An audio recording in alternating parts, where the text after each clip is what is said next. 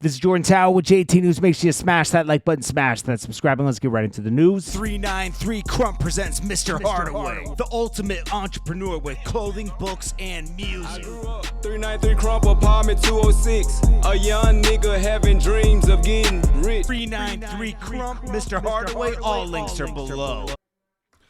All right, so we got Drake announcing Iceman Episode 3 dropping Thursday. That's tomorrow. Iceman Episode 3. Just dropped the album, bro. Like, bro, yeah, I don't understand. Like, okay, so this one better be a hit. If this is an episode of a new song, this better be a smash, because the last two were like, they were okay. They weren't that exciting. I'm gonna be honest, okay? So we'll see. You know, I'll give him the benefit of the doubt. The whole thing he did with Bobby Altoff was just like a crybaby fest where he's, well, the media was against me. So what? You didn't outthink everybody, did you? You know? You shouldn't even engage with Kendrick Lamar. Honestly. Let's really think about it now. Kendrick Lamar was teasing him into a battle. You should have thought that, hey, maybe he's a little more prepared than me at this point, because this is coming out of like, the whole thing he did with J. Cole. I think they were trying to kind of put him on a pedestal, but like Kendrick turned it into they're dissing me. So, everyone should think they're the best, especially in the top 3-5, of current rappers. But Drake took the bait. So just say you took the bait. Own it. Don't be like Dame Dash out here accusing it. Cameron ended the Rockefeller era because he No.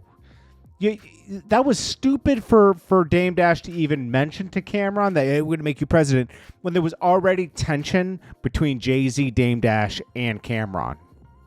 It just wasn't smart. Of course he was going to get ahead of it and just rub it in Jay's face. But nobody understood the true dynamic of what was going on, that Dame Dash was not able to pivot out of that situation with Rockefeller. It was over. It was over for him in the music business after that. He's never, just like he says, Cameron never had another hit, which is a lie because Cameron came up with Killer Season. But Dame Dash never had any success in music after that. And you cannot count Wiz Khalifa and Currency. You can't. It's just impossible. They were already moving on their own. He just attached his brand to them with his art gallery. He was into art around then. It is what it is. And he's a chatty patty himself. So he calls other people chatty patties. All he does is chat about other people. Let's be real. That's all Dame does. So everybody technically is a chatty patty. You go to the barbershop, everybody's chatting about everything. Everybody's a chatty patty. Seriously. Streamfest officially shut down after two men connected to running it were arrested in Egypt. It was the world's largest illegal sports streaming platform with traffic averaging 136 million monthly visits. Ooh. This is kind of like that guy who used to run, what's his name? His name was Chung something, and he ran Mega Upload. Remember, somehow Swiss Beats swizzled his way out of that situation where it was like millions of dollars. This guy was supposed to get arrested but never did. I don't know. Very weird. But anyways, I think it was called Mega Upload. It was something like that.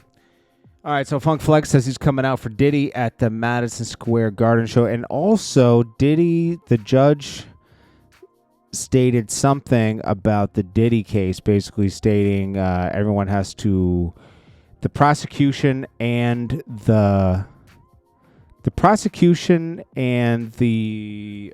defense have to reference cases that got like their terms for these violations. Cases that were primary sole conviction was violation of Section 2421A, right? This is from, who is this from?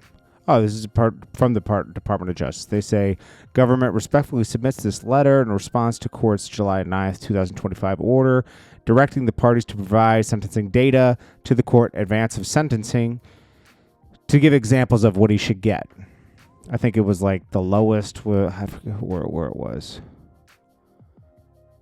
Okay, here it is. The three cases in which the lowest sentencing was 7 months, which Diddy would have time served, and the highest was 31 months, which Diddy is in like 12 months, right around that time of sentencing. So he'd have another about a year and a half to go or something like that. But Diddy will have 13 months under his belt. If he gets 4 to 6 months, a halfway house, take that into account. Okay, so yeah, let's just say maybe he does like a couple more months and then he's out. He's out. He's going to be out. It is what it out. I think he's going to get out with time served and then but I don't think they're going to let him scot-free. I think he's going to have to be under like a house supervision for part of it. You won't see Diddy out and about for about a year.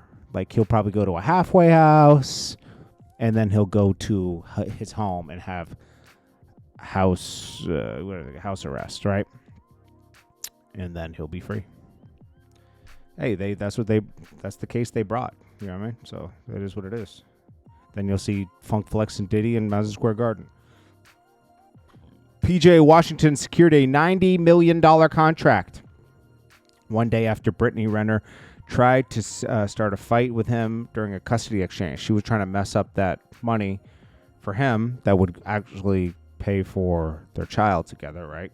It doesn't matter if she's only getting $11,000 a month or whatever. Still, it's money, right? If he has no money, he can't give you anything. Anyways. Ray and Rakai got scared. They were in Kai Cenat's Mafia 3 mansion stream, and there were rats in there, I guess. So what? Meek Mill. Okay, this is funny. So supposedly he ran red lights, everything to get to wherever he was tracking where iShow's speed was and made sure he showed up. I don't think it was really totally scheduled. They do have a mutual friend, Little Uzi Vert, right? And he popped up and was desperate to be on the stream. So desperate he gave away his chain, which he later wanted back. Can't make this stuff up, bro.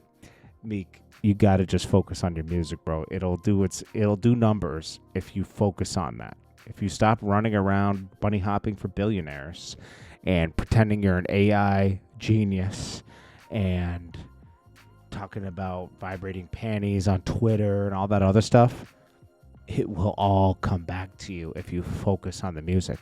I thought he was back kind of when he did the album with Rick Ross, because he was sounding like good again, right? That was 2 years ago.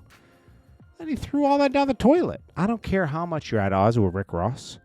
Make it work, because there's something Rick Ross adds to the situation that actually really does benefit Meek Mill. Yeah, Drake, as we know, was crying about the media, Rick Ross. He's scared to go on hip hop platforms. He still didn't sit down with academics. That's the craziest thing. That's the craziest thing ever to me. Because academics support something like 1,000,000%. Anyways, this is Jordan Tower with JT News. Make sure you smash that like button, smash that subscribe button. 393 Crump presents Mr. Hardaway, the ultimate entrepreneur with clothing, books, and music. I grew up 393 Crump, apartment 206. A young nigga having dreams of getting rich. 393 Crump, Mr. Hardaway. All links are below.